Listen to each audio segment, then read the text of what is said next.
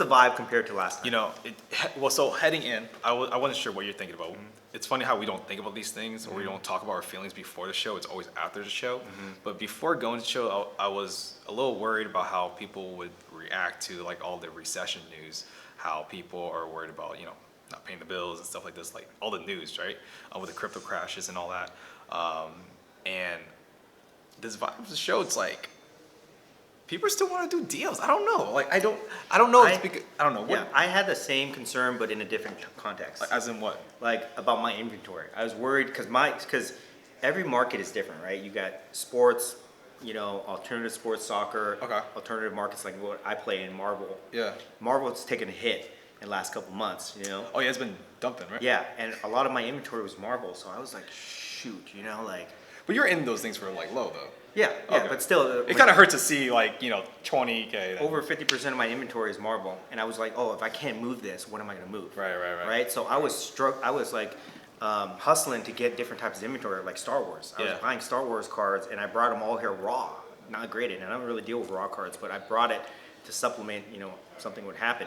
Okay, so you're thinking people were not willing to spend as much, and you're getting lower, you know, having lower grades. Well, people are willing to spend smaller things, or what was that? My inventory, because last show I had majority Marvel, and it was hot as hell, and I was moving things, no problem. Yeah. So I needed to diversify a little bit. So that's what I was worried about, because my niche market was down. The overall market, you know, I wasn't really concerned about it because because I view what we do here is like, you know, it's for people who have disposable income. Okay. They're not necessarily affected by, you know, what happens in a recession where people lose their jobs, things like that. Most people who are playing in this game, they're well off enough where they can spend money on cards. That's a good way to think about it. Okay. And luxury goods usually are not affected by, you know, recessions like where we are right now, I would say. Like rich people are still gonna buy their brand names. I'm not rich though, you know. Like, people who have disposable income, you know? Okay. Like, But I mean, I felt like not as many people. So my strategy coming in is I had a lot of very collector's pieces where you can't just sell it for cash. Like I have the understanding like trading into something that's more liquid, where it's like a lot more sales data, right? Where people will pony up cash. But from, you know, I was talking to other people, it seemed like people had issues of like either just buying with cash or they couldn't sell. in that regard, I would say that's where things are a little bit affected too. You know, like when things are good, people pay up cash because they're trying to flip it. Yeah. They don't mind. When things are uncertain, okay, like in the Marvel market, people want to trade into it. Yeah. So for me, I knew like my strategy was I knew I wasn't necessarily going to get cash for my Marvel supply, but I could do lateral trades. So I think that's so key. Yeah. Lateral trades is like, I traded out of my Marvel into like UFC, soccer, baseball, things that I don't normally deal with, but I knew that if I had that, I could move those easier. Who's your favorite UFC fighter now? Kazman. That's his name, right? Yeah, that's his name. Okay, Kazman. Yeah. But no, it's funny because I literally came back. You were at trade night on Friday night. It was like you stay up to like 4 a.m. Mm-hmm. I come back and I see your inventory. I see Cristiano Ronaldo, national landmark. Mbappe. I saw Kazma in there. I saw Zhao in there. Yeah. Like, what was that all about, man? I'm in F1 now. I'm in UFC. I'm all in on soccer. I'm all in soccer. I still don't know how soccer plays. I don't know how you score goals. I don't know how you win. I don't know anything about it. Or F1 or UFC. You're like, guys, I know how to make money. That's what I know how to do. Is it or break even? Yeah. I don't know at this point. Yeah. Oh, we did find out a new name. Are we settled on the name? I think. I know Merlin's gonna agree. Okay, I agree. Okay, all right. The name of this exclusive podcast will be exclusive to Patreon members. I don't think it's that exclusive, to be honest with you. I don't know if you would want to pay for this. All right. The Break Even Club. I love it. Yes. I love it. I don't know why I didn't say yes to that. Apparently Daniel mentioned it a lot earlier, but I guess, you know what? Just because you did that, that's why I didn't like it. Because Daniel would think that he's always the brains of everything, you know? It's so creative. No, I like it. I like the Break Even Club. It's a struggle that everybody can relate to. Dude. Like, for real. As much as we want to, like, say, oh, we had this big deal, we made all Yeah, this. yeah. Guys, it's real when we say we're just trying to break even on No, many of these the things. biggest wins are the ones that you're like down bad on, and you get almost close to Yeah. what you paid for. Yeah. That is Yeah. like the biggest dub in the Yeah. hobby. But you know, there's a lot of things going on. Today, Saturday, for me, I felt like I did pretty good. No really high end stuff, but a lot of low end stuff. For you, like, Same. Like micro deals. That's what I call it them. was literally, You know, $100 here, you know, Okay. $75 here, $100 here, whatever, and it all adds up, you know? and it's my first time doing 2 cases, by the way, in Dallas. And Daniel's a bad friend because he never told me to do that. Wait, did I get 3 cases? No, you only got 1 every time. So I've we had- always we done had one open case space. in Dallas, and there's always an open space. And I never rented another one. And this time I wanted to do 2 cases because I wanted like at high end soccer cards in 1 case, and then a lower end where it's like, you know, it doesn't scare people.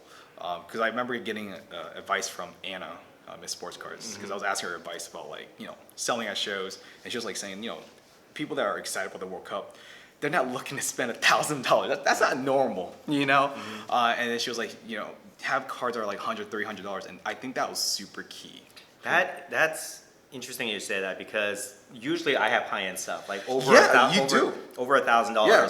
This show I brought some little filler pieces. Is what I call it. Is it because you felt like the sentiment of the market, or was more like you didn't have enough inventory? That I brought to this show? Yeah. I didn't have enough inventory. Oh, dang. So I picked up filler pieces. You know, like one thing I adopted that I normally don't do is when we're far off on a number, I ask for a filler piece, like Yeah. a throwaway card. Trade bait. Yeah, trade bait card, Yeah. and I use that, you know, in my next deal, and that's really closed like several deals for me during this show.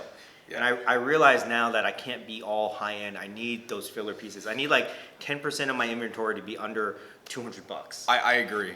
I think at shows, right? Because people, especially the things that we do, it's very oddball stuff. Like you don't, like it's like Anna kind of put it right there. Like if I was gonna try to go Marvel, I'm not spending a few racks on a PMG or whatever you guys call it. You know? And I mean, look what happened with you know, our friend Will. He lost a deal because he was $20 off. Had he had like a raw card, hey, throw in this you know, $10 raw card, whatever. That could have bridged the gap. I really could have. I guess we should talk about that story. Yeah. Yeah, I mean, Yeah. Sorry, Will. sorry, Will, I don't want to call you out, but it was just too funny to watch. Getting Dale's great advice. But anyways, so we had, you know, I Will, he does a lot of editing stuff for me, and I had some space in my case. He's your intern. He's my intern. We work together. Okay. He wanted to put a card in the case, and like literally 5 minutes later, some guy comes up and offers $500 cash. Right. And this is the moment. This guy he's having a heat check. He's like, he was wheeling and dealing, and for some reason he said, first of all, he said, I want to meet in the middle. He was on fire this week. He was on fire. But he bro. may have got a little bit ahead of himself. Yeah. Like I said, it's a heat check. He said, it was kind of funny. He said, let's meet in the middle, because his listed price is $600. He's like, let's meet in the middle, $520. Okay. I'm like, first off, that doesn't even make We sense. might have to talk about his math. Correct me if I'm wrong, Will, but that's exactly what he said. I'm like, Let's meet in the 1/5. That's what he meant. and the guy's already hesitating, right? And I'm just at this point, like, I know he's in this car for pretty low. I'm just like, take it, man. But the guy was like, you know, I'm straight at 500, and the deal doesn't get done. Right? He looks at me. I just watched this whole entire deal go down, or no deal go down, and I said, you should have taken that deal, man. Like, there's no comps on that card. Like, you're getting straight cash. Like, Immediate FOMO. immediate FOMO. Daniel doesn't make it any easier. He's like, yo, Will, all you gotta do is, what'd you tell him? I say go up to the guy and put your hand out and say deal. I did not know that it went down like that though. He goes up to the guy. He waits for the guy 20 minutes, right? He waits for 20 minutes, and the guy doesn't shake the hand. He's like, you know, let me think about it. And that was the end of the deal. And Just basically like piss off. yeah, I'm just like, it's not gonna happen. But $20, man. The difference. Yeah. He was trying to fight for that $20, but he lost $500. or whatever he's into that card for, right? I'm just giving him a moment of silence. That was deep. That was actually pretty good. Yeah, right. Had he had a filler card, he could have said, "Hey, do you have something you can throw in on top of that, make up the difference? I need to get that 520. You have like a $10 card, whatever." You know what? It kind of reminds me of something. It reminds me, he actually had another card that I thought was an okay card, but until you don't see it, like, do you have these courtesy things where like someone says, "Hey, I have this card that you pretty much aren't that interested," but will you say, "Yeah, I'll take a look"? Yeah. Or, yeah, right. Yeah, I always take a look just as a courtesy because you never know. Everybody has throwaway cards. Yeah, yeah. Cards that they can't move, that they want somebody to take their hands off, like the trade trade kickers. Yeah, yeah. And he said no. So we didn't even get to see the card that could have been thrown in. Will said no? Yeah. Didn't even get to look at it. But yeah, so I mean that's the. And we gotta say this. Okay. He was regretful, right? Oh, he was mad. Well, we made him feel regretful too. Yeah. And we didn't do any. Yeah. It's not good to hang out. We're very toxic people. But hey, man, Merlin's out here. No, I'm very positive. Yes. We miss Merlin. I miss Merlin. We need to have Merlin's present there. He gives a nice little buffer. Yeah, we're very serious right now. You know that? Yeah, Merlin's nice. You know? He is. Yeah. But what else is there to talk about, right? My show's coming up. I had to plug it in there. Let's talk about that. So you're a promoter now? I'm not a promoter. I'm a big picture guy. He's trying to level up, guys. Okay, how did you get wrapped up into this? Man, we talked about this like 6 months ago. Remember? Mm-hmm. I came up to you with this idea, and you're like, who approached who? So you and Pat's Pool. So it's a long story actually. Okay, that's his name, Pat's Pool. Pat's. Okay. Pat's Pool, yeah, with S. Mm-hmm. Anyways, my first ever show at the Bay Area. I moved to the Bay Area like 6 months ago. I had a friend meet up with me. At the time, I didn't know him. He had another friend that came along with them, and they said they had a great venue, and they wanted to do an event. And I was like, "You should do a card show." And they were basically bluntly was like, "You should do the card show." I'm like, "I guess why not?" I moved out here to do stuff. Mm-hmm. I remember talking to you about it. Mm-hmm. You told me it was not good. Well, did you tell me it was a great idea? I said it would be a lot of work. Yeah, you did. And it would be stressful. Yes, it would be stressful, yeah. And it actually ended up being very stressful because it was just me, and I'm trying to run Sunday League Investors. Never really ran a business before, right? Trying to learn all these operational things. Just accounting in itself is just like... Have you ever planned an event? No. A party? No. Something? No. It's stressful, dude. Yeah, I know that. Yeah, I didn't know tablecloths are so damn expensive. Yeah. Like... Logistics is something really important. But no, fast forward 4 months, and I remember Pat just messaging me about how he wanted to do the soccer F1 show. Mm-hmm. I only met this guy once, and I was like, you know what? I mean, at this point, we gotta just do it. Because I just think, I don't just move out here and not do anything, right? So yeah, now we're basically 2.5 weeks in. 96 tables are sold. Now we're just trying to get foot traffic. Do you foresee it already being a success? You have to imagine it though. Mm-hmm. Like, I mean, I don't want to be like. You just jinxed it, guys. Too confident, but like, no, you have to. What happened on the soft opening trade night? We had 40 people at the show. But start off. I'm getting there. I'm getting there. No, so we had our trade night Wednesday, and I come right there. I get a text message from Michael Retro OG Kicks. He's like, "It's not looking good." What type of? This is something you would do, actually. Okay. Just trying to mess with my psyche. Go inside. The lights are off. The lights are off. Like just a surprise party? No, it was not a surprise party. I go in there. It's completely dark. This is during the Warriors game. People are expecting to watch the Warriors game at the show, and people... Are people inside? Yeah, there's mad people in there, right? Okay. All right. For other events, too. And it was because a K-pop concert in the convention center shut down the power grid. Let me tell you guys, if you go to a card show, you have your cards out, your very expensive cards laid on a table, and the lights go dark, you panic. Yeah. You panic. Well, first of all, there was only 5 people, first of all. Oh, right? I thought you said 40. No, it started at 5, so I was like, you know what? All right, this would be the 5 people I'm going to be running with. At least they came out to support this show. But over time, the lights went on, and then, 10, 15, 20, 25, 30 people. They're getting drinks, they're having fun. Something that I had to take a step back a little bit, and it sounds a little cheesy. It's just damn, I seen people doing big deals. I see Top Dynasty moving hands, and just damn, where would they made that deal on a weekday, right? And I kind of had that little moment that maybe there's something brewing, but it was interesting. When you were there, were you stressed? Like, did you have to run it? Yeah, so it was a really weird. I didn't get to do any deals at all. I actually lost a deal because I ended up just. I was looking at cards, but that more people started coming in, and a lot of these people I never met before. Because I only do soccer, and sometimes you have tunnel vision. I don't know. Do you remember all the vendors usually, or Where? like just in general when you go to shows? The people I see regularly. Yeah. So like for me, I just like I have tunnel vision. Like if you don't do soccer, I don't really pay attention as much. So when you do your actual event, are you gonna set out your stuff, or are you gonna run it? So I'm gonna be running it, but I'm gonna have my stuff set up with like somebody I trust. So hopefully they can sell some stuff. I could be making money there and there, making money while I sleep. Will? Yeah. Will could. Well, it was $20. Don't lose the 500. Yes. But yeah, overall though, like it's. When is the show? June 4th. Okay. One day? One day. What time? 10 a.m. Entry fee? $3. $3. Yeah. Cheap, guys. $3. $3. Yeah. You're coming. Table sold out. Unfortunately, I gotta go. No, Unfortunately, I've got bigger things to shut attend the to. fuck up. Okay. I'm gonna let him work out the kinks. Okay. All right.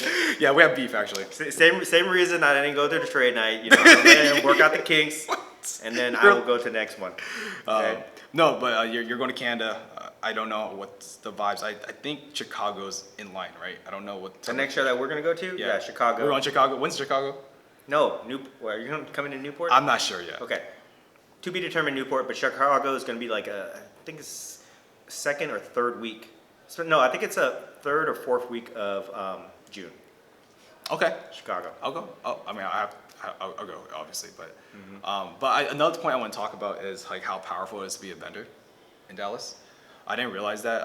My boy Troy, Trek415 Cards, like it's not like he did bad, but like he was telling me how like he wanted a spot but he couldn't, and how much different it is walking around is.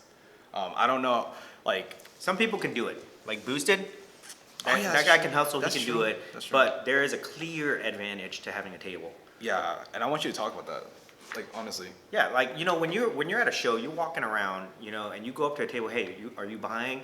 Will you take this card? You're basically already telling them that you want to move it. I felt like that at the trade. Sure. Yeah. There's a trade night going on right now, and like Yeah. people like they were walking, have their own tables. I don't have my own table. Yeah. It feels so weird to Yeah. say, "Hey, are you guys looking?" You and the other person on the other side, you give them the power to accept or reject you. Dude, Okay. it's the worst. Yes, and if they take it, they say, well, and then they always counter and say, okay, I'll take it, but I need to get this on it. Are you they know are you you're speaking for yourself? They know that you're motivated. They know you're motivated, right? Yeah. Whereas when you're at a table, people bring stuff to you, Yeah, 100%. okay? And people come by and if they see something in your case they like, they will stop and they will approach you about it. So it's just, you're already starting off from a position of strength when you're behind the table to negotiate. You get deals that you would not get if you're on the other side. Facts. Because people will see the inventory that you have, and they're like, okay, this guy's got this type of card, like soccer cards. Here, I have soccer cards. Yep. And then they basically bring it to you guys. So that's why it's so much better to be on the other side of the table. But at Dallas, you get that type of advantage times 100. Because people come here and they are so motivated to do deals, to pay for their expenses, things like that. You don't get those type of deals anywhere else. At local shows, forget about it. At smaller shows that attract local people, forget about it. We went to, I don't know your experience, but like the Culture Collision show. Okay. You know, does it compare to Dallas? It was very well run. Everything was great, but the level of activity and deals doesn't compare to Dallas. There's a little too many vendors. I think, Yeah, at that point. we just came back from Del Mar. Great show, big, highly produced, but level of activities, despite my Kurosawa deal aside, level of activity not the same as Dallas. Really? Yes, What? for me. Wow. So Yeah. So you still think Dallas is still elite? Dallas is king. So how far is Del Mar then? Because Del Mar you did very well. Yeah, But because of that one it was deal? one sale, Ah, that's dangerous. Okay, I see. I put, I don't want to level, I don't want to rank them, but Okay, below sure, below yeah, Dallas, below Dallas. Okay, for sure. So we'll see. I would put Dallas on par with the National. I would say that's even more fair to say this year, just because of Atlantic City. I don't know if you're getting a lot of pushback about this. Tons. I'm a little worried. People don't want to go. It's the logistics to get out there are bad. Yeah. It's very expensive, the lodging, where it's at, like on the beach or something like that. So it's going to be tough. You're already going to go in there with high expectations to have to like do deals to perform well. And if you don't do that on the first couple days, there's a lot of pressure. I hate dealing with the pressure, but yeah. Anything else you want to add? Because like I know. Let me just finish my point on Dallas. Okay. Here. I don't know what they've done, but credit to the guys at the Dallas who run this card show, Dallas Card Shop or whatever they're called. Shout out. They've created a vibe here that works. That is very, very hard to duplicate anywhere else. How many shows we've been to? At least 7, 8 this year. That's a lot. This is the 5th month of the year, and we've gone to like 7 or 8 shows. That's so much, yeah. That's a lot, guys. Yeah. No other shows out there have created the vibe that people have here, where they're excited, they're happy, there's a camaraderie. Family reunion. Family reunion, yeah. I was out the other night till 4 a.m. doing deals, and then I woke up 9 o'clock to go back to the showroom for 8 hours. And it's You did not get there at 9 a.m., bro. I woke up at 9 a.m. is what I said. I woke up and okay, I got there at 10. I got there I'm just saying, 10-ish, okay? But I stayed till Okay. 7:30, okay? You did, okay. You know, I stayed there for like 9 hours, all right? Did not go for lunch or anything, okay? And then, now we're going to go back out there. And it's just like this for like 4 continuous days. No, I've never experienced anything else like this. Yeah, and I will say, if there's any time to go to any show, let's just say in a market that's like a little bit cautious, it'll be Dallas. Yeah. I feel like if it was any other show, I don't think our energy would be the same. No, none. Even like, and here's the thing: even if the market is down, everybody is experiencing the same thing. But everybody has the same type of goals. Yeah. So you can still. I mean, it's almost like I'm hesitant to describe it this way, but it's almost recession proof in terms of like everybody comes to Dallas. Oh, we gotta be careful they with that do word. deals. Oh, interesting. Okay. All the other shows in the country could shut down, but Dallas could stay here, and people will still do deals. It'll just be on a different level. They might not spend $10,000, but maybe they'll spend $1,000, right? even It's trading. Just, they just adjust the levels, Yeah. the numbers. They adjust the numbers, but the activity and the attitude is the same. So that's why it's a great show. I would encourage everybody to go to Dallas. I could realistically, we'll have to reevaluate at the end of the year our schedules. Yeah. But I could realistically see just like going to Dallas 5 times a year. And that's it. That's it. That's all you need. I really do. I believe that too. Because soccer, we even did a soccer trade night. Yeah. You know, our own soccer trade Even night. soccer sells here, guys. Come on.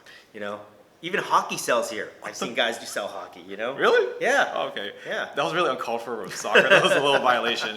But okay. All right. With that being said, make sure to rate and subscribe the Break Even Club Yeah. The Break Even Club. podcast, YouTube, everything like that, and you will see you guys next show, which is maybe Newport, maybe Chicago, and It'll my be show. your show. My show. It'll be show. What's Yeah. it called? The Guild? We don't the know name? yet. We don't know yet. They don't even have a name, guys. It's like 2 weeks away. They don't even have a name. Sales Day Sports Card Show. Presented by Sunday League We've Investor Yeah, and Pat's Pools. and Pat's Pools. Good. Yeah. Good. All right. See you guys.